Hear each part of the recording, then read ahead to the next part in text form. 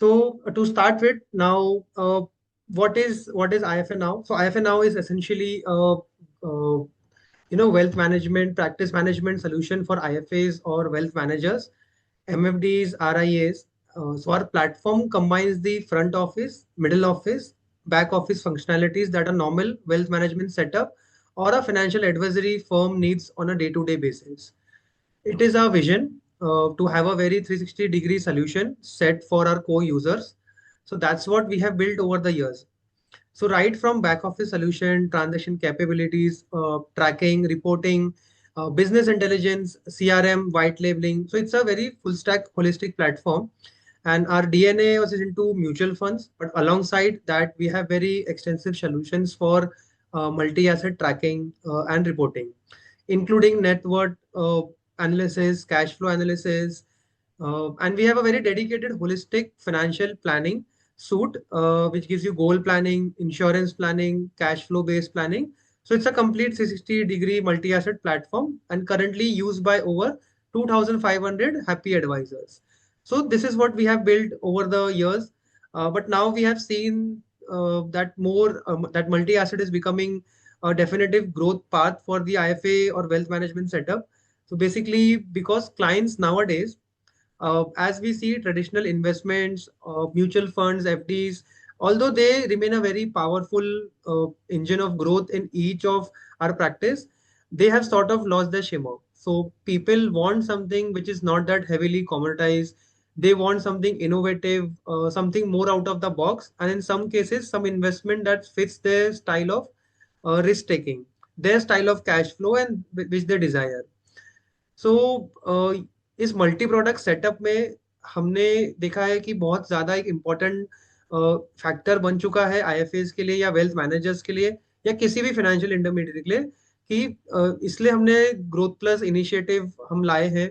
और growth plus initiative लाने का कारण ये था कि इससे जो एक मॉडर्न सेटअप आईएफए सेटअप है, जो वो एक फेस करते हैं इशू को, जहाँ पे वो एक्सपैंड करना चाहते हैं मल्टी प्रोडक्ट डिस्ट्रीब्यूशन में, बट वो नहीं कर पा रहे हैं, तो उस वजह से हमने ये लाया है। So I am just sharing my screen. Jigna, can you please confirm मेरी स्क्रीन विजिबल है तो?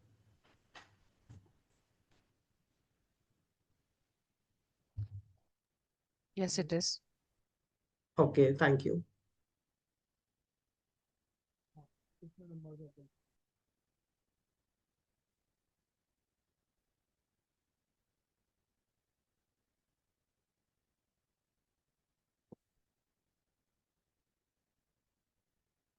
सो let me directly jump right to the problems that we see. तो हमने देखा कि कुछ प्रॉब्लम्स हैं जहाँ पे, इसलिए हमने IFA now growth plus launch किया था।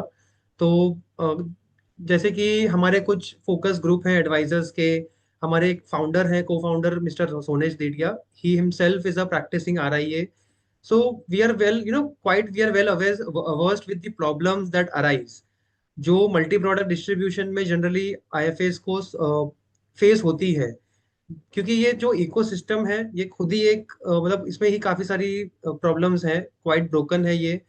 और काफी सारी बुटीक फर्म्स हैं, स्पेशली जहाँ पे हम पीएमएस या एआईएफ की बात करें। हमें पता है कि 300 से ज्यादा पीएमएस हैं जहाँ पे बट सारे ही हर ऑडियंस को नहीं पहुंच पाते। उनका आउटपुट उतना नहीं है क्योंकि वो डिस्ट्रीब्यूशन में ही एंगेज और उतना रीच नहीं ला पा रहे हैं। Plus, for a distributor or for an IFA or a wealth manager, it becomes very complicated very soon because a lot of manufacturers have their own separate processes, their own separate payout structure, and everything. So, without a very dedicated system, workforce or team managing uh, all of this, बहुत difficult हो जाता है उनके लिए कि better वो distribute कर पाए इस बेसिस पे। तो और जहाँ पे काफी सारे ऐसे प्रोडक्ट हैं, जैसे इस केस में इंश्योरेंस बाय आउट, जो बहुत ज्यादा जल्दी ग्रो हो रहा है मेन स्ट्रीम में। तो इसमें क्या होता है ना कि काफी बार डिस्ट्रीब्यूटर्स को पता ही नहीं है कि प्रोडक्ट क्या है, और आईएफएस को पता ही नहीं है प्रोडक्ट क्या है, कैसे आगे उनको अपने कस्टमर्स को इसको प्लेस करना है अपनी प्रैक्टिस में। तो ये सारा बहुत कुछ चैलेंज हो जाता है। प्लस मार्केटिंग और अपसेलिंग तो हमेशा एक चैलेंज रहा ही है आईएफए कम्युनिटी के लिए। तो ये सबको सॉल्व करने के लिए ही और इसको इम्प्रूव करने के लिए, ऐसे सारे प्रोडक्ट्स की डिस्कवरेबिलिटी को इम्प्रूव करने के लिए हमने IFA now growth plus launch किया था। सो in this sense we are creating a platform, because IFA now has been a B2B centric platform for financial intermediaries for IFAs and wealth managers. We are doing this initiative to bring all of these products onto the IFA now platform so that multi-product distribution becomes very easy for you. The way we are doing it, there are three angles to it. So, firstly, we are creating a curated product basket. As in this case, you will see the innovative product that we have brought today called Insurance Buyout. We have gone ahead and partnered with 30 plus manufacturers, bought in a lot of products across all major asset classes. This is this is the current range of products you'll be able to distribute from the platform. Not all of it has a digital DIY or a digital onboarding transaction journey right now, but every currently through offline RM assisted journey, everything is operational on a daily basis. We have a dedicated team who is helping IFAs distribute all of these products. Another advantage that we have products across all major asset classes. We have mainstream products like FDs, bonds, and we have very innovative new age products like insurance buyout, marketing debentures, invoice discounting, real estate NCDs, and all sort of these products. So in the mainstream products where price or quotation matters, we have gone ahead and partnered with multiple brokers on the back end. So let's say if you want unlisted equity, you give me a requirement, I'll run it to the back end and get you the best price. So same for insurance, same for loans and other things. So and for niche products, we have partnered with companies who we feel that have advisor enablement, advisor and client success in mind, and we see them as a very good growth partner for us, and in turn for the IFA community also. So this is also one of the major benefits on the commission side, because we bring scale. We have been able to negotiate good deals for ourselves. So for you, if you work with us, you don't have to compromise on the commissions, and we'll try to match. And in some cases, we are also able to give out more because some of these products, we have negotiated a higher deal. इस वजह से ये हम दे पाएंगे basically अच्छी deal आपको भी। और जहाँ तक है, ये सारे प्रोडक्ट्स की वजह से ही हम जो मैन्युफैक्चरर्स हैं उनके साथ में बहुत क्लोजली काम कर पा रहे हैं। और क्योंकि वो हमारे साथ इतने क्लोज हैं, अगर कुछ भी असिस्टेंस चाहिए रहती है आपको कभी भी, जहाँ पे आपको कोई प्रोडक्ट प्लेस करना है आपके क्लाइंट के सामने, को पिच करना है, डिस्कस करना है, we would love to connect you to the manufacturers and enable that also. So that is one of the key things. Second part, we are working towards this, making the IFA Now platform the engine behind this multi-product distribution. The platform as it stands has tracking and reporting possibilities across 25 plus asset classes, plus liabilities, plus insurance. The main benefit, if you choose to work with us, we'll manage the data for you. We have a tight grip on that. So keeping the next portfolio updated, it is a very seamless process for you. We are building some very innovative things like branding, co-branded fact sheets, collaterals, and they're available to expand new age onboarding and transactions wherever possible. So we are actively building that also, and many things are in all the pipeline. So but I think the biggest value for an IFA is single implementation, single empowerment, single invoicing, and single RM. So you get a single RM for Growth Plus who will be assisting you for all these 17 plus products across 30 plus manufacturers. You don't have to run to every manufacturer for a product. Uh, because the way we see it, we have the whole machinery of backend people, like product experts are there to facilitate things in the backend. And what for you, your RM, as I said, will be the helpful expert in this. Plus, we also have product updates, inventory updates, plus a rewards program. So, because in the alternate investment space, there is a lot of leeway. There's a huge playbook, and we can have, we can have a lot of exciting rewards programs and manufacturers. And the partners also, which we have partnered with the manufacturers, they're also very keen on enabling this through a platform. So yes, it is coming up very soon. Now, about the leadership, Mr. Ronak Hindocha is our founder and CEO. He is an ex-investment banker and a wealth manager, having an experience of more than 20 plus years. He is the core architect of the product of IFA now, plus the designs and the marketing initiatives is taken by him. And Mr. Sonesh Dedia is a co-founder. As I said, he himself is a practicing SEBI registered RIA. He's a postgrad in finance. He's having 20 plus years in financial services. So see now, by seeing the leadership team, you can think about that what type of products and how the products are vetted. The best of the products are vetted in the IFNO Growth Plus initiative. So that is how we are able to give you, best of the best products, I can say, or the best of the best rates. In most cases, very good products, very good rates for your investors and for you also. So moving ahead to the product showcase today.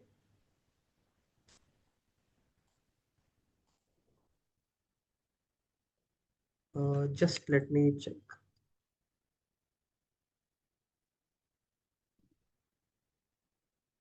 Okay. So today's product showcase is insurance buyout. Now, what is insurance buyout? What is insurance policy buyout or what it is like? कुछ idea है किसी को अगर तो? So I believe I'll just go through it. Like what is insurance policy buyout? By a simple definition, if I say it's a secured short-term investment opportunity where investors acquire assigned ULIP policies at a discount, earning from 11 to 12.5 XIR through debt fund product growth, and with low risk or minimal risk and tax efficient maturity benefits. इसका मतलब ये है insurance policy buyout जो है वो एक secured investment opportunity है जो फिक्स इनकम कैटेगरी में आता है और इसमें इन्वेस्टर्स जो इन्वेस्ट करते हैं उनको एक डेट फंड वाली यूलिप पॉलिसी मिलती है एक डिस्काउंट पे क्योंकि वो लैप्स हो चुकी रहती है एक जहां पे उनको एक्सआईआर जो है between 11 to sorry between 9 to 12% के बीच में एक्सआईआर मिलता है काफी मिनिमल रिस्क होता है बिकॉज यूलिट डेट फंड में इन्वेस्टेड होता है इंश्योरेंस कंपनी के फंड और टैक्स एफिशिएंट भी है कई बार तो काफी सारे केसेस में जीरो टैक्स भी है so tax efficient maturity benefits so insurance buyout basically अगर मैं सिंपल टर्म्स में आपसे कहूँ तो एक पॉलिसी है जो लैप्स हो चुकी है अगर वो लैप्स होने के बाद में अगर वो लॉक इन में है फॉर एग्जांपल यूलिप पॉलिसी की अगर मैं बात करूं तो यूलिप पॉलिसी जैसे यूलिप पॉलिसी में क्या होता है मैंडेटरी लॉक इन पीरियड होता है 5 साल का अब समझिए 2 साल कस्टमर ने पैसा भरा है जो पॉलिसी होल्डर है तीसरे साल उसने पैसा नहीं भरा पॉलिसी का क्या होगा लैप्स हो जाएगी अब जो पॉलिसी होल्डर है उन्हें इसका सरेंडर वैल्यू चाहिए क्या वो सरेंडर वैल्यू निकाल पाएगा no because it will be under lock in of 5 years क्योंकि वो लॉक इन के अंडर है पॉलिसी होल्डर को लिक्विडिटी क्रंच है वो उसके पास कोई तरीका नहीं है इसे इनकैश करने का या मोनेटाइज करने का लॉक इन पीरियड के अंदर वहां पे पॉलिसी असाइनमेंट रीअसाइनमेंट का प्रोसेस एक आता है आईआरडी के अंदर अप्रूव्ड है वो प्रोसेस पॉलिसी रीअसाइनमेंट के थ्रू उस पॉलिसी को यूलिप जो पॉलिसी होल्डर है वो किसी इन्वेस्टर को रीअसाइन कर सकते हैं इन्वेस्टर जहां पे स्टेप इन करता है और वो पॉलिसी परचेज कर लेता है जब वो इन्वेस्टर पैसा डालता है वहां पे एक डिस्काउंटेड सरेंडर वैल्यू दी जाती है पॉलिसी होल्डर को क्योंकि उसको अर्ली एग्जिट मिल रही है और इन्वेस्टर के पास एक अगर जो फंड और जो बाकी का पैसा है प्रीमियम है वो इंश्योरेंस कंपनी को वो पे करते हैं उसके बाद में पॉलिसी रिवाइव होके पॉलिसी इन्वेस्टर जो इन्वेस्टर ने पैसा डाला है उनको वो पॉलिसी ओनर बन जाते हैं इस तरीके से एक प्रोसेस है सिंपल में तो काफी बार क्या होता है ना जब यूलिप पॉलिसी डिसकंटिन्यू हो जाती है एंटायर फंड वैल्यू जो है उसका वो एक डिसकंटिन्यूएशन फंड में चले जाता है जो सिर्फ एक गवर्नमेंट सिक्योरिटी में ही पैसा इन्वेस्ट कर सकते हैं अब डिसकंटिन्यूएशन फंड जो होता है जो इंश्योरेंस कंपनी के पास होता है उसमें 4% ही लगभग आईआरआर आता है तो इस वजह से और जो इसमें कोई एग्जिट ऑप्शन नहीं है बेसिकली सरेंडर वैल्यू निकाल नहीं सकते जो पॉलिसी होल्डर है उनको भी सारे टैक्स बेनिफिट रिवर्स करने पड़ते हैं जो प्रीवियसली लिए होंगे उन्होंने तो सरेंडर करके उनको पैसा भी नहीं मिल रहा है अभी और उनको वेट करना पड़ता है लॉक इन के लिए इस वजह से इंश्योरेंस रीअसाइनमेंट का प्रोसेस है अब अगर हम बात करें कि what is investment in pre owned policies basically ये प्री ओन्ड पॉलिसी है तो हमने देखा है कि इंडिया में काफी सारे पॉलिसी होल्डर्स हैं, इनकी पॉलिसी लैप्स हो जाती है इसी कारण की वजह से, क्योंकि वो पैसा नहीं भरते। 1-2 साल उन्होंने प्रीमियम भरा और आगे पैसा नहीं भरा, पॉलिसी लैप्स हो गई, तो वो सरेंडर के लिए जाते हैं। सरेंडर भी नहीं कर पाते क्योंकि यूलिप में है, लॉक इन है 5 साल का, लिक्विडिटी क्रंच है। तो जो भी एक इन्वेस्टर, एक इंडिविजुअल इस पॉलिसी, ऐसी पॉलिसीज में इन्वेस्ट करना चाहता है जहां पे पॉलिसी होल्डर सरेंडर करना चाहता है अपनी लैप्स पॉलिसी, इस ट्रांजेक्शन को हम रीअसाइनमेंट कहते हैं, जहां पे ओनरशिप जो है वो चेंज होती है जो इन्वेस्ट कर रहा है उसकी तरफ। जो पॉलिसी बाय कर रहा है, जो रीअसाइनमेंट के अंदर असाइनी बनता है, असाइनर जो है वो पॉलिसी होल्डर होगा, पुराना वाला जो पॉलिसी सरेंडर करना चाहता था, अब वो इन्वेस्टर को दे रहा है। तो इस प्रोसेस में जो भी राइट्स और बेनिफिट्स पॉलिसी के होंगे वो न्यू ओनर को शिफ्ट हो जाते हैं। इन्वेस्टर जो इन्वेस्ट कर रहा है इसमें, वो टैक्स फ्री, काफी बार अश्योर्ड रिटर्न्स उसको आते हैं, जो रिटर्न्स है वो टैक्स फ्री होंगे। Returns between 7 to 12% post tax हम कह सकते हैं। और एवरेज इन्वेस्टमेंट पीरियड जो है वो 3 से 5 साल, 2 से 4 साल होता है इसमें, क्योंकि 5 साल का लॉक इन है इसमें यूलिप में। और अगर 1 साल किसी ने प्रीमियम भरा है और वो लैप्स हो गई है, तो 4 साल कम से कम बचते हैं, इसलिए वो इन्वेस्टमेंट पीरियड 4 साल हमने गिना है मैक्सिमम।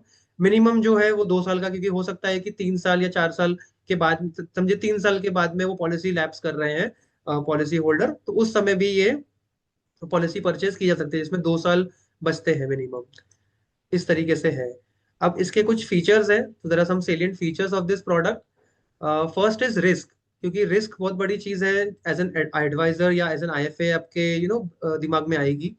तो रिस्क काफी मिनिमल है, बिकॉज इसमें ये इंश्योरेंस पॉलिसी की बैकिंग है, जहाँ पे एक फिक्स रिटर्न लगभग आता है। लेकिन फिर भी दो रिस्क मैं बताना चाहूंगा, जैसे कि एक लिक्विडिटी रिस्क है और एक इंटरेस्ट रेट रिस्क है। लिक्विडिटी रिस्क इसके लिए क्योंकि ऑब्वियसली पॉलिसी लॉक इन में है, इन्वेस्टर जो पैसा इन्वेस्ट कर रहे हैं, सपोज कीजिए 2 साल की पॉलिसी कस्टमर ने पैसा भरा, उसके बाद लैप्स करी और वो कोई इन्वेस्टर एंट्री कर रहा है, उसे जब तक इसकी पॉलिसी का लॉक इन खत्म नहीं होता तब तक वो पैसा नहीं निकाल सकते। इस वजह से लिक्विडिटी रिस्क है इसमें। सेकंड रिस्क है इंटरेस्ट रेट रिस्क, क्योंकि इंटरेस्ट रेट अगर कभी, क्योंकि जो पॉलिसी है वो यूलिट डेट फंड में इन्वेस्ट किया हुआ है उसने, अगर इंटरेस्ट रेट कुछ चेंज होता है जिस कारण, और गवर्नमेंट सिक्योरिटीज और लिक्विड फंड में इन्वेस्ट होता है बैकएंड में पैसा उस डेट फंड के थ्रू, तो अगर इंटरेस्ट रेट चेंज हुआ तो उसमें भी चेंजेस आ सकते हैं, इसलिए थोड़ा ऊपर नीचे वो फंड वैल्यू हो सकती है। तो इसलिए ये थोड़ा एक रिस्क हम बोलते हैं कि मिनिमम रिस्क इसमें आता है। अब अगर मैं बात करूं रिटर्न्स की, तो returns fall between 9 to 12%, and it is tax efficient, like tax free also, where annual premium will be less than 2.5 lakh per PAN card a premium. So let's say अगर इसमें किसी की पॉलिसी, जो premium है basically, जो policy bye करी जा रही है, पॉलिसी का जो रीअसाइनमेंट हो रहा है, उस केस में जो प्रीमियम है, अंडरलाइंग प्रीमियम, वो 2.5 लाख के नीचे आना चाहिए टोटल पर पैन कार्ड। अगर उस नहीं हुआ तो जो एलटीसीजी लगता है 12.5% का, वो इसमें लगेगा। टेन्योर की मैं बात करूं तो वही tenure would be between 2 to 4 years based on the remaining lock in. So कितना सेफ है ये प्रोसेस, कितना वायबल है या कितना ल्यूक्रेटिव है ये product. So assignment of policies is a legitimate process allowed as per insurance act. Already reassignment, assignment का जो पॉलिसीज का जो प्रोसेस है वो ऑलरेडी इंश्योरेंस एक्ट के अंदर अलाउड है। आईआरडीएआई इंश्योर करता है कि जितनी भी इंश्योरेंस कंपनी है वो कैपिटल एडुकेसी नॉर्म्स फॉलो करे, इसलिए और कंप्लाई करे उस पे, इसलिए रिस्क इसमें नेग्लिजिबल है। तो अगर आप देखेंगे ये आईआरडीआई खुद प्रमोट करता है इस चीज को कि इंश्योरेंस कंपनी जो पॉलिसीज उनकी लैप्स हो रही है वो कम से कम लैप्स हो। इस वजह से वो खुद उनको इंसेंटिवाइज करता है ताकि पॉलिसीज रिवाइव होती रहे। इस वजह से इंश्योरेंस रीअसाइनमेंट प्रोसेस जो है वो इंश्योरेंस कंपनी लास्ट 20 साल से ज्यादा हो गए जो ये प्रोसेस चल रहा है ऑलरेडी। अब इसे इन्वेस्टमेंट की तरह देखा गया है, इन्वेस्टमेंट एक ऐसा इन्वेस्टमेंट सिक्योरिटी की तरह देखा गया है। इस वजह से ये प्रोडक्ट इस अब जाके इतना लाइमलाइट में आ रहा है।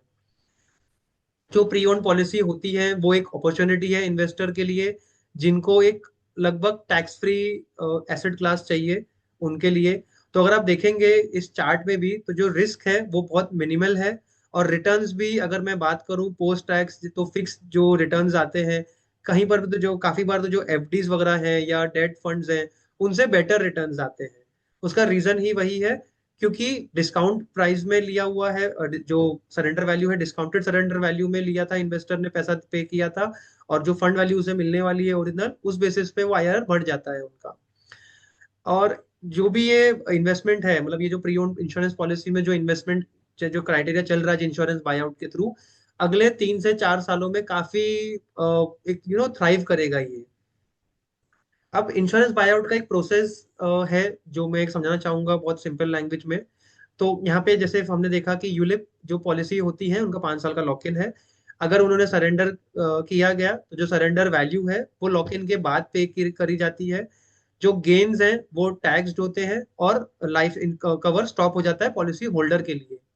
रीअसाइनमेंट प्रोसेस जो है वो एक एग्जिट ऑप्शन प्रोवाइड करता है लॉक इन के दौरान पॉलिसी होल्डर को, जहां पे immediate surrender value, discounted surrender value उसे मिलती है, प्लस कंटिन्यूड लाइफ कवर भी मिलता है पॉलिसी होल्डर को, क्योंकि पॉलिसी रिवाइव हो चुकी है।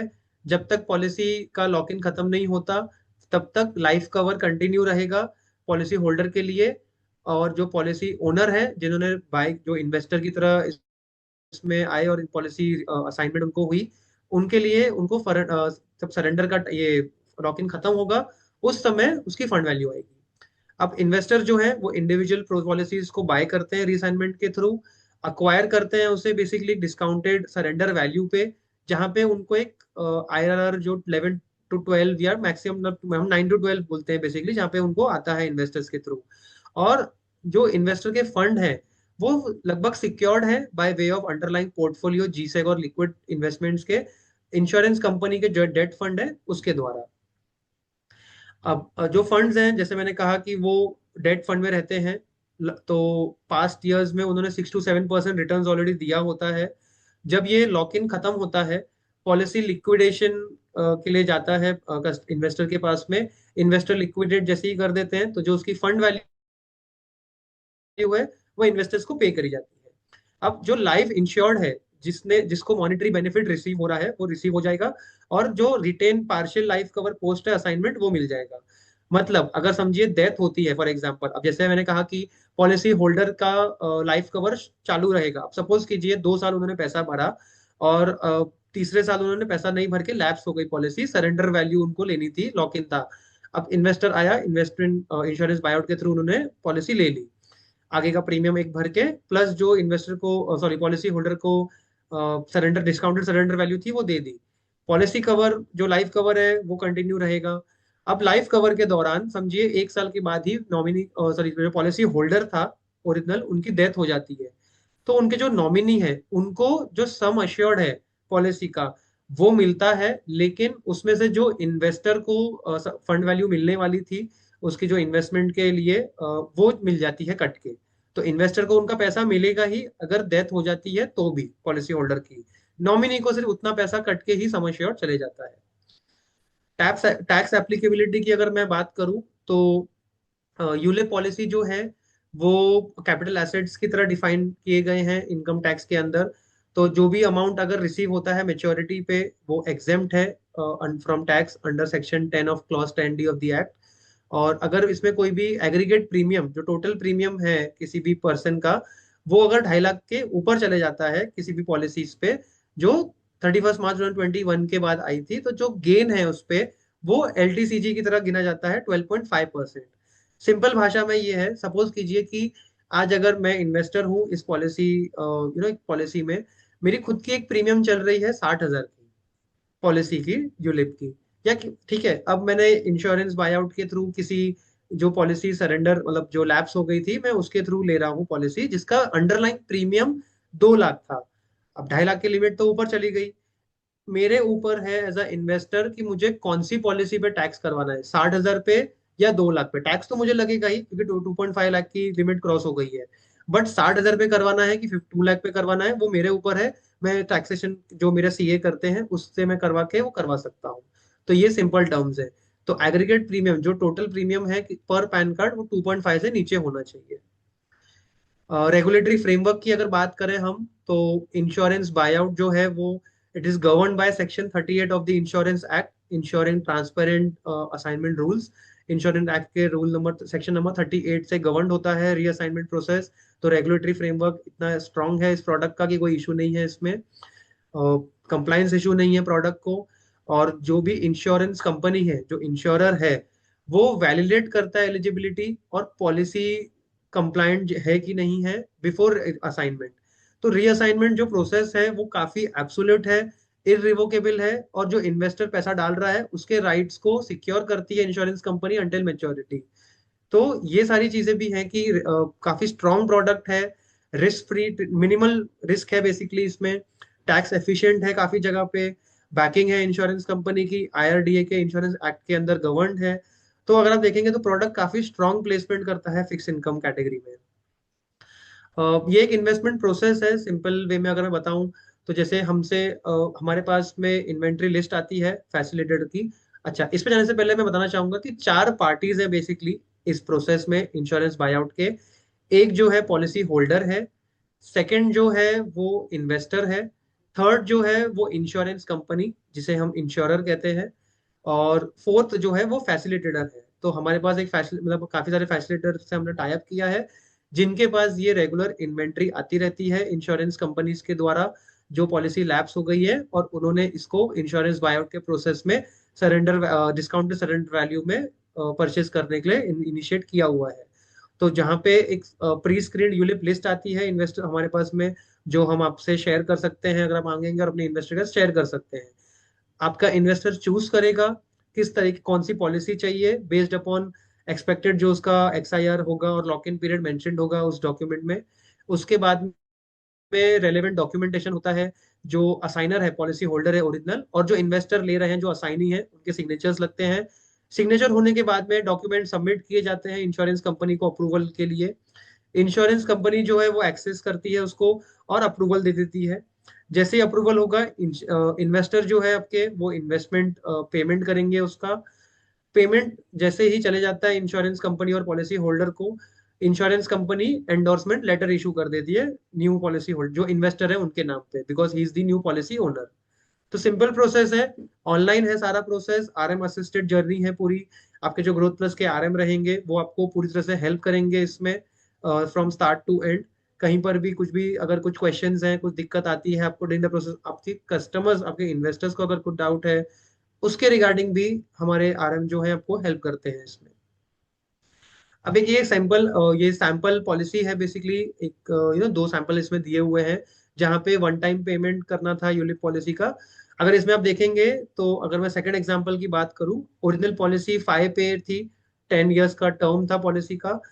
प्रीमियम पेड जो पॉलिसी होल्डर ने किए थे वो 3 लाख थे, अज्यूमिंग 1 लाख ईयरली था। फंड वैल्यू जो एंड में थी 3 साल के, वो 3,16,456 रुपए थी। अब 3,16,456 की जो फंड वैल्यू है, सरेंडर वैल्यू बेसिकली, जो इन्वेस्टर स्टेप इन कर रहा है क्योंकि ये लॉक इन में है, उनको डिस्काउंट में मिल गया ये, तो उनको 2,60,228 रुपए भरने आए उस पॉलिसी के against surrender discounted surrender value. Plus उन्होंने जो लैप्स एक प्रीमियम हुआ है 1 लाख जो इंश्योरेंस कंपनी को जाएगा पेमेंट, वो उन्होंने, तो टोटल इन्वेस्टर ने पेमेंट इन्वेस्ट किया 3,60,228, जिसमें से 2,60,228 पॉलिसी होल्डर को चले गए डिस्काउंटेड सरेंडर वैल्यू के रूप में। 1 लाख जो है वो फ्यूचर एक प्रीमियम रिवाइव जो पॉलिसी रिवाइव करने के लिए लगता है, वो उन्होंने पे कर दिया जो इंश्योरेंस कंपनी को चले गया।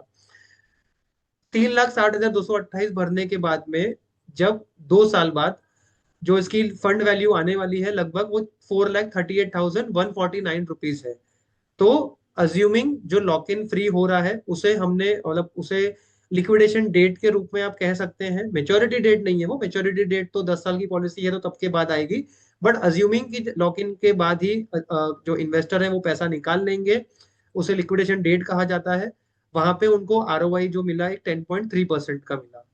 तो देखा आपने, 3,16,000 को उन्होंने 2,60,000 के रूप में भरा, उन्होंने 3,60,000 टोटल भरे जिसके रूप में उनको 438 रुपीज 4,38,000 आने वाले थे।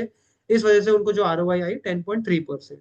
तो डिस्काउंटेड सरेंडर वैल्यू वो पे कर रहे हैं इन्वेस्टर अलॉन्ग विद एक प्रीमियम के साथ में जो पॉलिसी रिवाइव करने लगता है, और उनको फंड वैल्यू जो मिलने वाली है वो ज्यादा रहती है।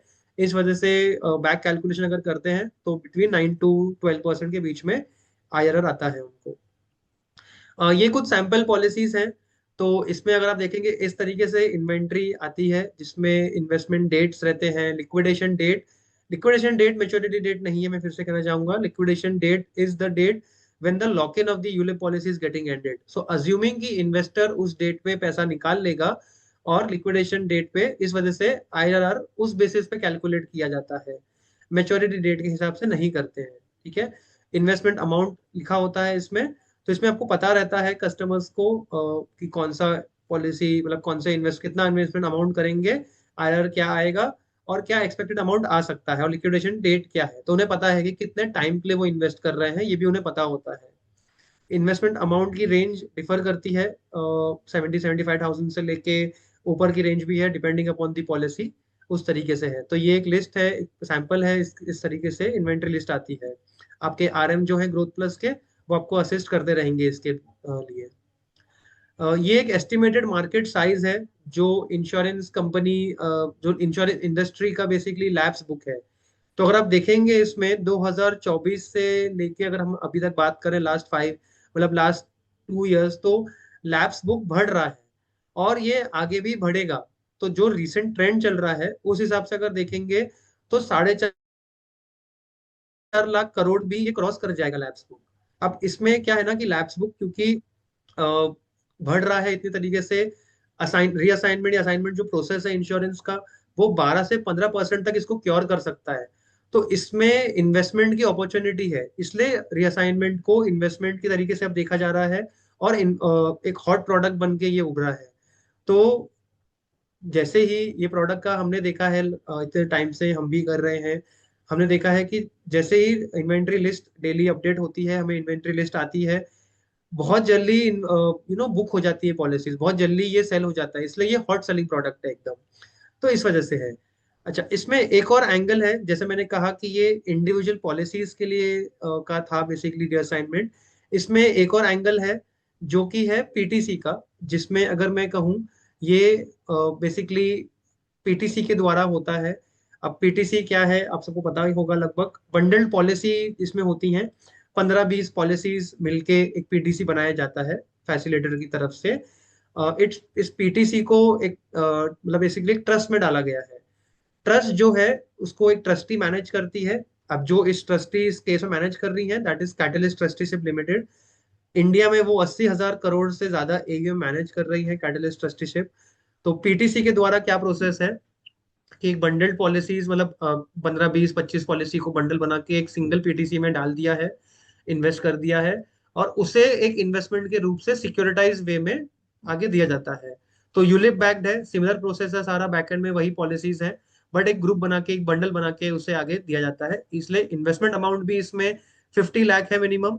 टेन्योर वही 2 to 4 years रहेगा। इसमें टैक्सेशन का 12.5% ही एलटीसीजी का एंगल आता है, बिकॉज इसमें अंडरलाइंग जो प्रीमियम्स है वो तो काफी बढ़ जाते हैं। मोड जो है वो डीमैट बेस्ड होगा, क्योंकि पीटीसी के थ्रू जा रहा है, तो ट्रस्टी ओवरसाइट रहता है इसमें, इसलिए डीमैट बेस्ड होता है। और तो काफी, और इसका अच्छा जो ट्रस्टी है, जो ट्रस्ट बनता है, जो पीटीसी की रेटिंग होती है बेसिकली, पीटीसी की रेटिंग भी जो लास्ट रेटिंग थी वो AA थी बाय केयर एंड इकरा। इकरा और केयर ने रेटिंग दिया था AA- की इसको।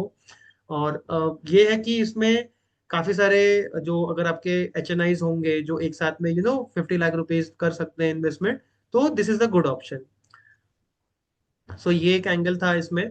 अब हम क्वेश्चन आंसर्स के लिए ओपन करता हूं मैं। Just a moment, I just stop sharing my screen. So I have my colleague mister Bivov also in this call. So yes, please, we'll be answering the same.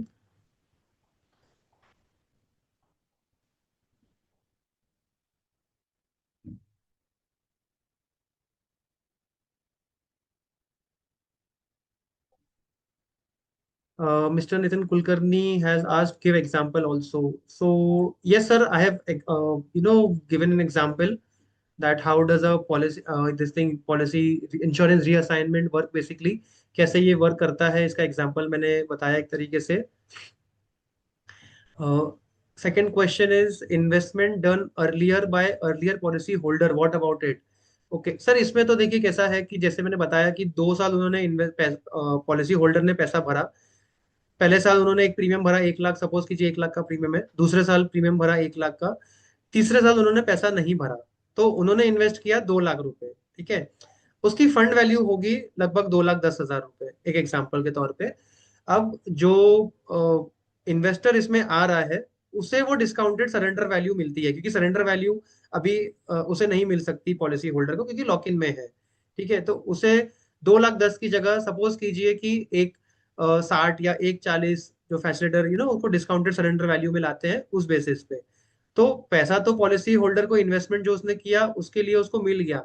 Yes, policy holder को वहां पे तो loss में जा रहा है वो, because लेकिन वही है ना कि उसे जहां और 3 साल वेट करना पड़ता, उसकी जगह पे जल्दी पैसा, उस तुरंत ही पैसा उसे मिल गया, इसलिए उसे डिस्काउंट मिल रहा है। और यही बेनिफिट इन्वेस्टर को मिलता है, क्योंकि इन्वेस्टर ने एक डूबी हुई पॉलिसी को उभारा है, सिंपल वर्ड्स में अगर मैं कहूँ तो। इस वजह से उसे बेनिफिट है उस चीज का कि वो डिस्काउंट में उसे सरेंडर वैल्यू में मिल रहा है, प्लस जो उसे आगे प्रीमियम भरना है एक पॉलिसी रिवाइव करने के लिए, इन्वेस्टर वहां आ रहा है। Can you please repeat the tax part? Okay Ankit ji, आपका सवाल है can you please repeat the tax part. तो मतलब टैक्स पार्ट के लिए अगर देखिए मैं सिंपल भाषा में कहूँ, जहाँ पे देखिए प्रीमियम क्या है, जो यूलिप का रूल है कि 2.5 लाख का टोटल प्रीमियम्स होने चाहिए पर pan card. So let's say अगर मैं एक इंडिविजुअल हूँ, मेरे पैन कार्ड पे मैं कितनी भी यूलिप पॉलिसी ले सकता हूँ, ठीक है, बट टोटल प्रीमियम जो है वो 2.5 लाख लिमिट होनी चाहिए। उसके ऊपर अगर वो चले गया तो वो टैक्सेबल हो जाएगा, even as per the new tax regime. ठीक है, अब इसमें यह है कि अगर मैंने मेरी ऑलरेडी, जैसे मैंने कहा कि 60,000 की मेरी पॉलिसी प्रीमियम ऑलरेडी मैंने कहीं पॉलिसी ली है, मेरी ऑलरेडी एग्जिस्टिंग पॉलिसी जिसका प्रीमियम टोटल साल का 60,000 रुपए है। अब मैं इंश्योरेंस बाय आउट के थ्रू, इंश्योरेंस असाइनमेंट के थ्रू एक policy as an investor purchase कर रहा हूँ, जिसका अंडरलाइन प्रीमियम ही 2.5 लाख रुपए है साल का। वहां सॉरी 2 लाख रुपए समझो, तो मेरा 262.6 चले गया, 2.5 की लिमिट क्रॉस हो गई मेरी प्रीमियम्स की। उस केस में क्या होगा कि मुझे टैक्स लगने वाला ही है प्रीमियम पे, बट कौन से पे लगाना है, 60,000 पे या 2 लाख वाले पे, वो मेरे ऊपर है। वहां मुझे एज एन इन्वेस्टर बेनिफिट है कि मेरे ऊपर है कि मुझे 60,000 पे टैक्स भरना है कि 2 लाख पे। वो मैं अपने सीए से बात करके उस हिसाब से मेरा सीए फाइलिंग के टाइम पे 60,000 पे लगवा देगा, अगर मुझे कम से कम चाहिए तो टैक्स। ठीक है, इस तरीके से है।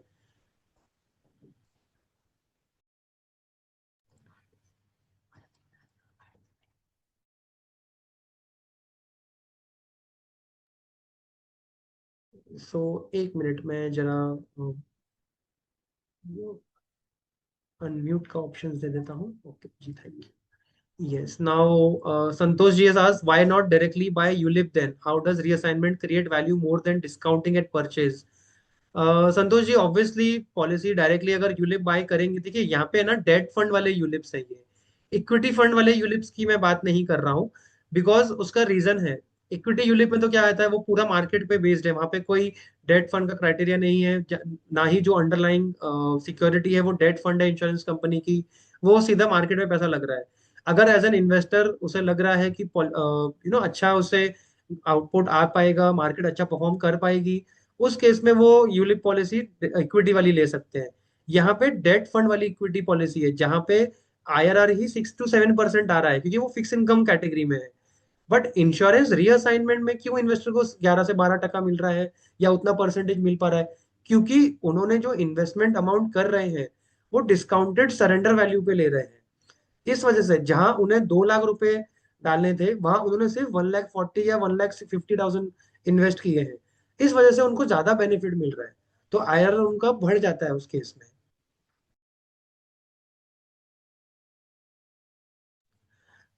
नितिन जी का एक सवाल है, second investor does not pay then what will happen?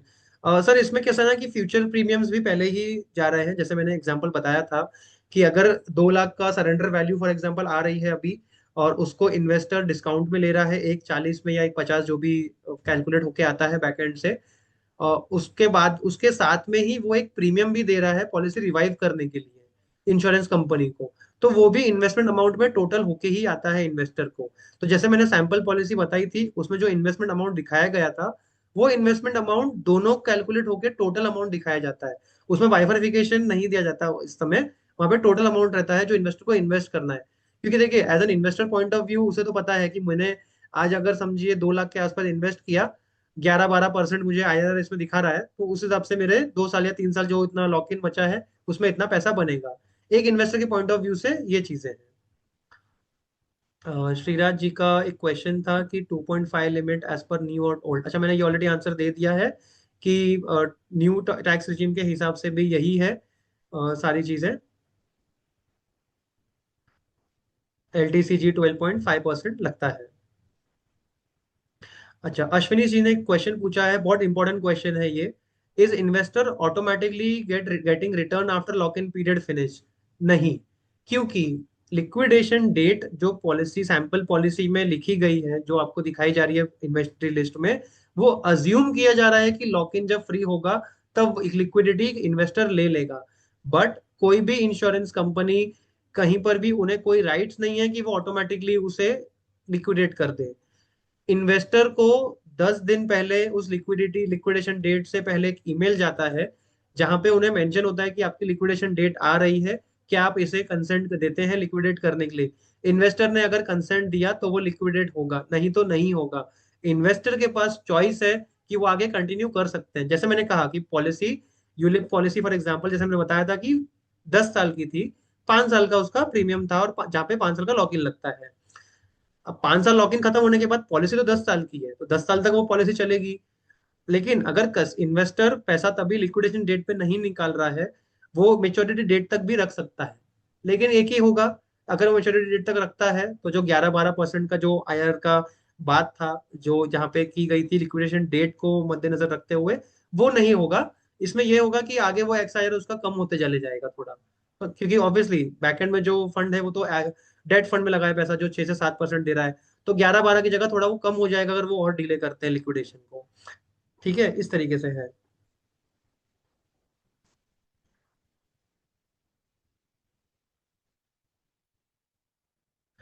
Santosh ji has asked who facilitates the transaction, any risk in processing, how long does it take? So basically, there's a facilitator who facilitates these transactions and everything, and we help you in everything. IFA now will be helping you as a growth plus partner to you in everything. Any risk in processing? There is no risk in processing because, as I said, it is governed by Insurance Act itself for under Section 38. So insurance company has to, it's a reassignment is a complete authenticate process which the insurance company is following. So yes, insurance company को सारे norms और compliance follow करने पड़ते हैं इसमें। वो सारा चीज चेक करने के बाद ही वो प्रोसेस करेंगे, और जब प्रोसेस करते हैं they give a endorsement letter to the investor basically, because they are the new policy owner right now. How long does it take? Basically इसमें टाइम पीरियड थोड़ा एक लगता है 7 से 10 दिन का, क्योंकि ऑनलाइन प्रोसेस है। लेकिन यस, डॉक्यूमेंट्स वगैरह साइन होते हैं ऑनलाइन के थ्रू, ओटीपी के थ्रू पेमेंट होती है, इंश्योरेंस कंपनी के पास जाता है अप्रूवल वगैरह के लिए, तो सारी चीजें हैं। Someone has asked who decides the discounted amount to be paid to the investor. Okay, so ये जो है ना फैसिलिटेटर्स, जैसे मैंने बताया कि इसमें 4 पार्टीज इन्वॉल्व होती हैं, तो एक फैसिलिटेटर होता है जिसके पास में इंश्योरेंस कंपनीज इन्वेंट्री बेचती हैं जो लैप्स पॉलिसी हो गई है। उस लैप्स पॉलिसी को कैसे होता है कि देखिए ऑप्शंस होते हैं, तो वो जो फैसिलिटेटर है वो देखते हैं कि या तो पॉलिसी रिवाइव हो जाए, जो पॉलिसी होल्डर है वो रिवाइव कर ले उस पॉलिसी को, या फिर उस पर लोन अमाउंट लोन लेके उस लोन ले ले उस पर और उसको रिवाइव कर ले, या तो उसको अगर वो सरेंडर करना है तो यस लॉक इन है। सर सरेंडर करने के लिए डिस्काउंटेड सरेंडर वैल्यू उन्हें ऑफर करी जाती है। इस वजह से तो वो डिस्काउंटेड प्राइस जो है वो फैसिलिटेटर प्रोवाइड करते हैं, मतलब वो बैकएंड में कैलकुलेट करके प्रोवाइड सारा इन्वेंट्री बनाते हैं।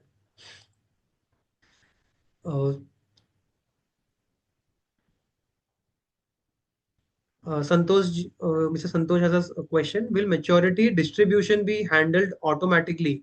How much of risk of operational errors? Okay, so maturity distribution, as I said, yes, it is a mail will be sent, email is sent basically before 10 days of the liquidation date to the respective investors, or it is automatically handled when the customers, when the investor gives the this thing, what we say, consent for the liquidation, automatically the amount is transferred back of the fund value, basically the surrender value, the surrender fund value, it is transferred to the investor directly in the bank account. So there is not, so there is no operational errors. Basically, there is no risk of operational errors in this. So it is completely, as complied under by IRDI. There is no issue of operational errors. I want to add to this, Avinash. Yes. Mr. Santosh, the way it works now, जो भी investment होता है by the new investor, it is a lump sum investment. So it is then broken into three parts. The first part goes to the policy holder as the discounted surrender value. The second part is the platform fees, the transaction fees. And the third part, which consists of future premium, it actually gets lodged in the suspense account of the insurance company.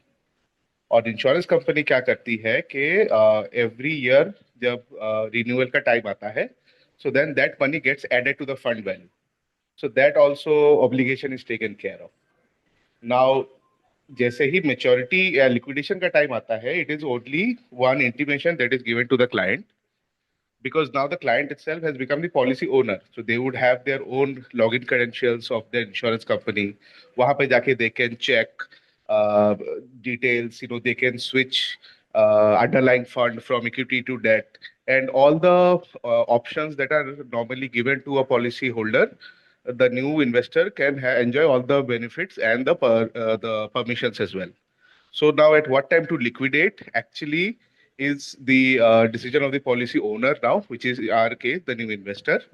तो अगर वो liquidation के time पे that is the lock-in period end के time पे if they agree to liquidate तो liquidate हो जाता है otherwise they can continue to keep it invested or at a suitable time जब उनको निकालना है they can liquidate.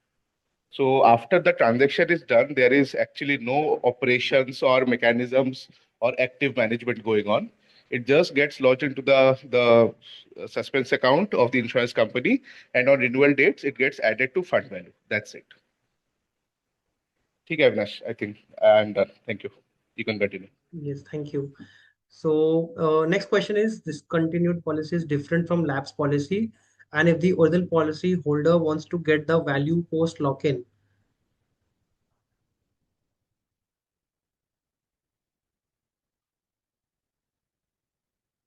So see, discontinued policy is different from lapse policies. Okay, so see, basically here the lapse policies only get into insurance reassignment because there are lapse. The original policy holder was not able to pay the amount. So right now, what happens is this: if the original policy holder, you have mentioned that original policy holder was to get the value post lock-in. See, if they want to keep it till lock-in, obviously they can keep it till lock-in. Then there is no process of reassignment which will come over here because they are ready to wait as the original policy holder. They are ready to wait for that time to cut down the time, basically to save the time, because they are in the need of money at that point of time between the lock-in. That is why reassignment process comes, where an investor steps in and takes the policy. So that is the reason. And once reassignment is done, the original policy holder does not have any right on the policy. Only the life cover will be valid till the end Yeah. of the lock-in for the policy holder. But the So investor, let me contribute to it, Avinash. So actually, policy जो होती है at the time of reassignment, it is actually in the discontinuation fund. Once the new investor invests in it, तो वो policy revive होती है तो normally the policy that we work with वो both debt and equity policies ही होती हैं जो डिसकंटिन्यूएशन फंड में चली जाती है and then we revive it and then we switch all of it to debt ULIPs ठीक है एक बार रीअसाइनमेंट हो जाता है so then the policy owner as you rightly said has all the control तो लॉक इन तक वो लिक्विडेट नहीं कर सकते but if they want they can again switch to equity funds and all so after the reassignment the policy holder only retains coverage that too conditional coverage क्योंकि policy owner का जो cash benefits है वो minus करके जो balance सम assured बचता है only that is given to the nominee But to answer the first question, discontinuation fund में ही रहता है that we revive during reassignment. Thanks. thank you. Next question by Mr. Rajat is there any minimum investment amount? So there is like minimum investment. See what happens is that if we have seen the past inventory also, the investment minimum generally between happens 70 to 75,000 rupees, and it can go up to there is no limit on that because based upon the policies.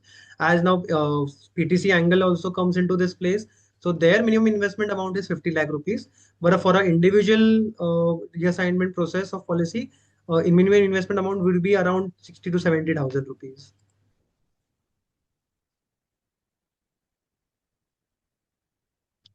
So how does a ULIP investor get his or her own policy reassigned? Okay, so the original policy holder can get in touch with their companies, the insurance companies itself, and they help them get in touch with such facilitators where they can, as a policy holder, original policy holder of the ULIP, they can get it reassigned through that process.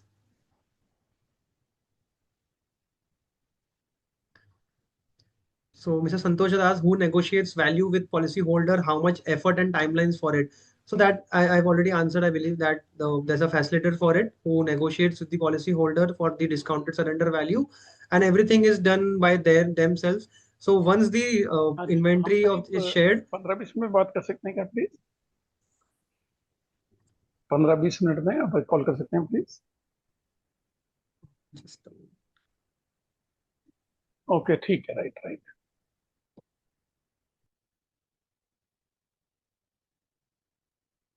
So, okay, Mr. Chaveri Jain has mentioned new investor will have to pay lump sum plus future premiums monthly, quarterly, or annually. So, as we have already answered to this, there's a one-time investment done by the new investor. So, by the investor, they are paying the discounted surrender value plus a single premium. Basically, there is no future cash flows or anything happening to the policy. One single investment which is going to the one single premium which is going to the insurance company. So what happens, let's say the future premiums which is required to for the policy revival, that is calculated by the facilitator itself and converted into a amount. So see, as a in the sample policy, whatever investment amount comes for the investor, as an advisor or as an IFA, you need to mention that this is the total amount which contains the discounted surrender value which will go to the uh, original policy holder plus the premium which is required to the insurance company for renewal of the policy. So that is everything is included in that single amount itself. So Mr. Deepak has asked the same question. Sorry. So also adding to this, it is actually happens both ways. जहाँ पे at least one premium to we have to pay to revive the policy. So that is there. Then additional premiums, not in all cases, but some cases उसमें भी लगते हैं. The reason being कि it all depends on the negotiation we've had with the original policy holder. क्योंकि हमारा target रहता है कि चलो टारगेट हम 12% कर रहे हैं, तो देन आज के डेट पे डिस्काउंट सरेंडर, क्योंकि हमारा that is the only arbitrage that we are buying at a discount, ताकि हमारा ओरिजिनल रेट पे हमको ज्यादा मिले. तो नेगोशिएशन के ऊपर है, अगर नेगोशिएशन अच्छा होता है so then maybe that reviving premium में ही हमारा काम हो जाता है, एज्यूमिंग कि 1 साल बाद वापस वो डिसकंटिन्यूएशन फंड में जाएगा और 4% पे ग्रो करेगा. बट हमारे आर्बिट्राज की वजह से हम फिर भी हमारा टारगेट आईआरआर लॉक कर सकते हैं. अगर नेगोशिएशंस उतने अच्छे नहीं हो पाते हैं तो शायद और 1-2 प्रीमियम आपको देना पड़े. बट आइडिया इज के हम जब इन्वेस्ट करें लमसम अमाउंट इतना हो कि इवन इफ 1-2 साल बाद वो वापस डिसकंटिन्यूएशन फंड में जाए टिल लॉक इन एंड, तो भी आपका जो टारगेट आईआरआर है दैट इज मेंटेन्ड. ठीक है बेटा, you can continue. Yes. So next question by Mr. Chaitanya is what happens if the original policy holder wants to hold on to till the end of the lock-in period? So that is not possible only because, as I said, after once reassignment is done, the investor who has taken the taken the policy now, he or she becomes the new policy owner. So the original policy holder does not have any rights. Only they have the life cover till the validity of the lock-in. That's it. उनके पास कोई बाकी का rights नहीं बचता है, तो उनके पास कोई ऑप्शन ही नहीं है कि वो आगे इसको कंटिन्यू कर पाए. पॉलिसी को पूरे राइट्स इन्वेस्टर के हाथ में है कि उनको लॉक इन पे लिक्विडेशन लेना है या उसके बाद कंटिन्यू करना है. मिस्टर श्रीराज ने, अच्छा इन्होंने पूछा था कि it will be a bullet payment only. Yes obviously, हमने जैसे भी लास्ट में ये आंसर किया है कि जहां तक है वो कोई भी कैश फ्लोज नहीं होते हैं बिटवीन में, अगर होंगे तो वो पहले ही बता देते हैं। In this case, in individual policy assignments, actually it is bullet. But अगर आपका डिजायर्ड कैश फ्लो चाहिए तो उसके लिए द पीटीसी ऑप्शन है। PTC option how it works is basically you can have आपको डिसीजन के आपको किस टेन्योर का चाहिए और उस पर आपको क्या कैश फ्लो चाहिए, then that PTC is plugged with suitable insurance policies that collectively generate that cash flow. तो in terms of individual policy, क्योंकि वो लॉक इन के बाद ही मिलता है, तो वो बुलेट है। बट अगर आप पीटीसी स्ट्रक्चर में जाते हैं जहाँ पे मल्टीपल पॉलिसीज है, तो ऐसे पॉलिसीज प्लग कर सकते हैं जो आपको एक डिजायर्ड कैश फ्लो दे। So that is option is there in the PTC.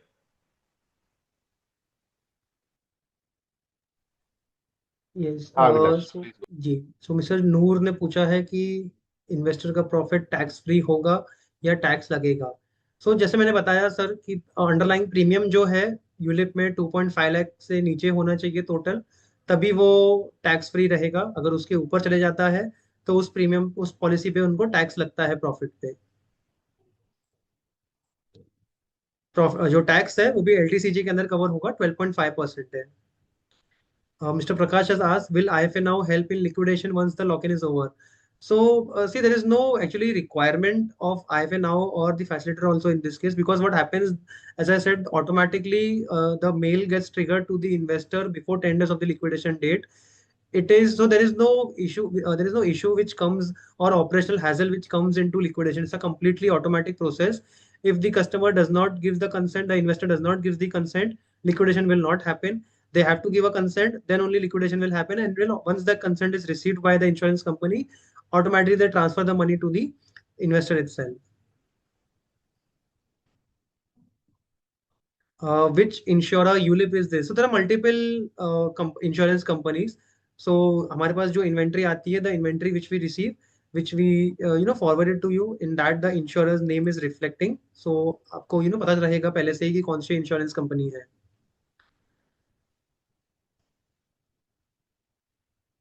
How the reinvestor is connected to the policy holder. So there is no requirement actually for the investor to be connected to the policy holder, because for him the facilitator is the person who is taking the money and giving it to the original policy holder and the insurance company.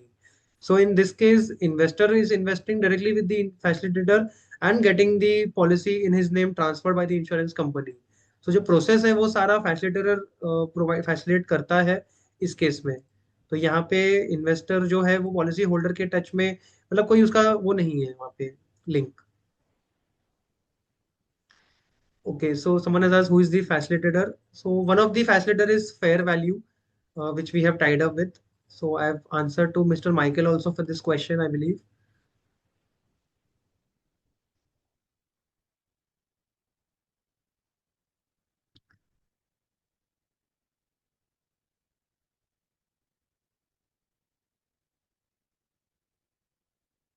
So Mr. Jay has asked, if an equity ULIP is discontinued by an investor, what IRR does he get after 5 years? Mr. Vivek, can you answer this, please?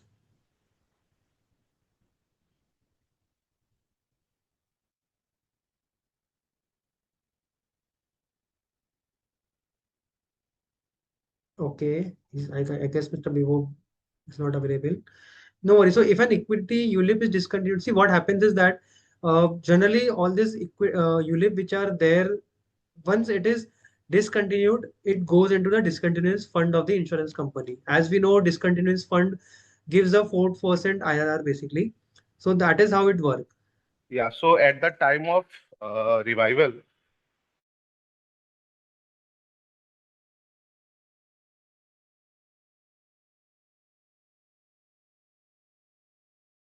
Mr. Vivek, you're not however audible. they wish to, if however they wish to choose a equity fund also, that is possible. So there is no binding as such. Mr. Vivek, can you please repeat that last sentence, because Hello, I hello. believe in Is it yes, अभी better? आपकी आवाज आ रही है. You're audible now. हाँ Okay, हाँ can हाँ। you please repeat नहीं, it? So I was saying कि कोई भी यूलिप पॉलिसी पे एक्चुअली हम काम करते हैं, रिगार्डलेस वो इक्विटी है कि डेट है, जब वो लैप्स हो जाता है तो ऑटोमेटिकली डिसकंटिन्यूएशन फंड में चला जाता है। As a standard process in the revival and reassignment, हम बाय डिफॉल्ट डेट पॉलिसी में ही उसको स्विच कराते हैं, because we are packaging it as a fixed income instrument and we want to guarantee कि जो इन्वेस्टर है उनको एक फिक्स रिटर्न मिले। हाउएवर, अगर at the time of reassignment investor wishes to switch it to equity fund, totally मतलब हम कर सकते हैं। वो उनके ऊपर पूरा मतलब मतलब उनको अगर चाहे तो हम इक्विटी आराम से कर सकते हैं, that is not a concern.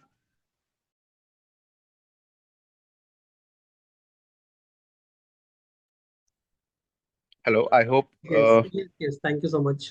Yes. So next question is, need more clarity on future premiums till lock in finish. So I believe Mr. Vigo has already answered this, that the investment amount which comes in the inventory list itself, that contains the future premium plus the surrender value, the discounted surrender value.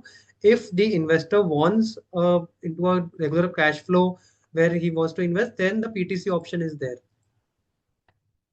Mr. Santosh has asked 2.5 lakh limit is for policy holder or policy owner. So see, sir, what happens is that once the policy holder surrenders, gives the policy for the reassignment, in that case, he loses all the tax benefit. So that limit happens for the investor because he is the new policy owner for that. The investor is the policy owner. So then it is applicable for him itself.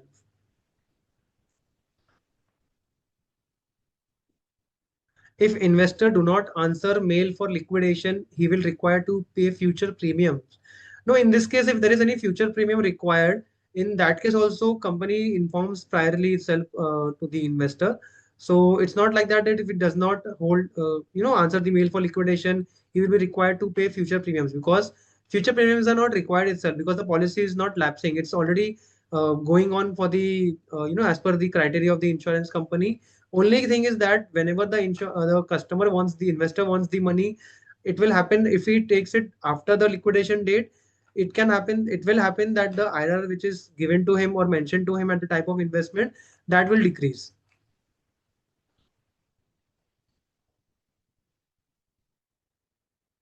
So Mr. Sriraj has asked that 2.5 lakh per year limit is only for life insurance premium. So this is only for ULIP policy, sir, which falls under only life insurance. So no health insurance, it's mentioned into this. Insurance buyout is a complete for ULIP, where ULIP, as I said, it's comes under life insurance itself. So Ms. Ashwani has asked why all future premium paid in one time if actually three premiums are left. So that's what is the working over here. It is not mandatory, which I showed in the example also.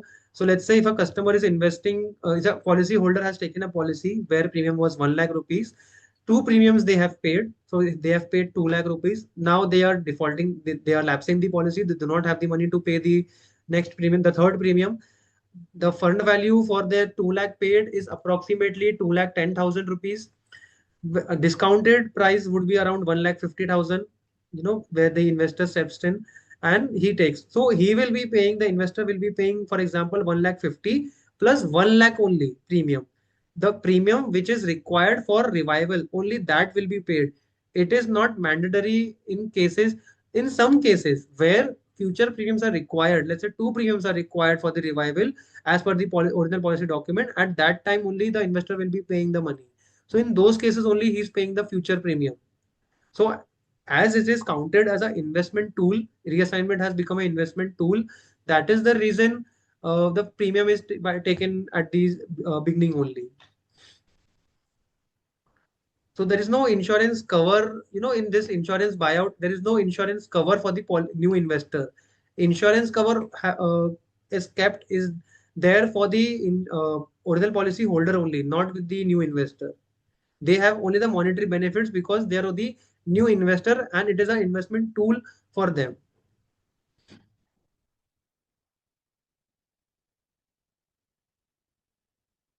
ULIPs have annual charges. So how does that get paid and how does that impact the final returns for the investor? So in this case, as Mr. Bigop said, that whether it's a ULIP, whether it's a equity ULIP or debt ULIP, once it is discontinued and it is lapsed, that it gets moved to the discontinuance fund of the insurance company. which once the revival, once the insurance reassignment is done, it is kept in it is moved to a debt ULIP fund, not a equity ULIP fund. So in that, whatever, there is no annual charges in this, I believe. Whatever investment is required, the future premium is required, only that those things are calculated for the investor. So the investor does not have to pay any charges to the insurance company once the reassignment is done.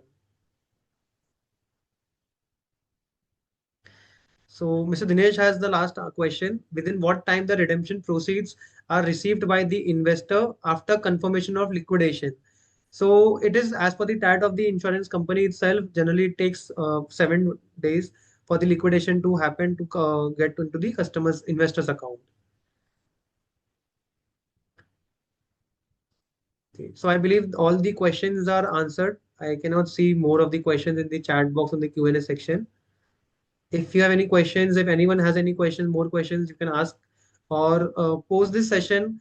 What will happen? We'll share you the recording also of this webinar, plus the deck which I shared, which I screen shared basically in the webinar. I'll be sharing that deck also to you. My team will be sending the same to you shortly.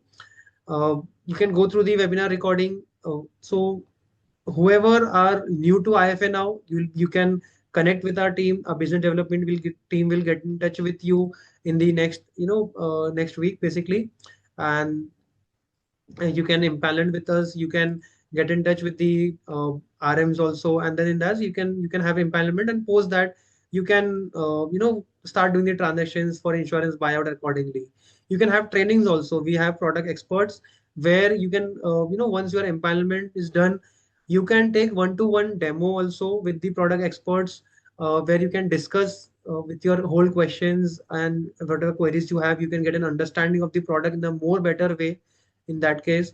So we'll be happy to help you. If you are an existing user of IFA now, you can, and if your empanelment is not done under Growth Plus, please connect with your support RM and get your empanelment done today, so that you get an Growth Plus RM assigned to you, and they will help you accordingly.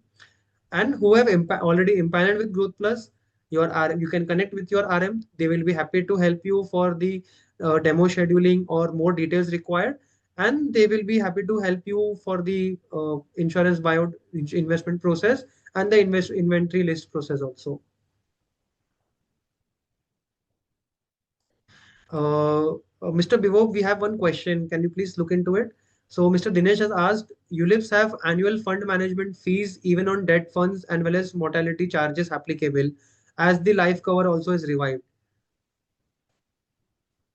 Yeah, so I think that is taken from the fund value itself. So for the end investor, it is not a concern, it's just a lump sum payment. Okay, I hope Mr. Dinesh, your last question was answered. So any one of you, if you have any more questions, you can please ask.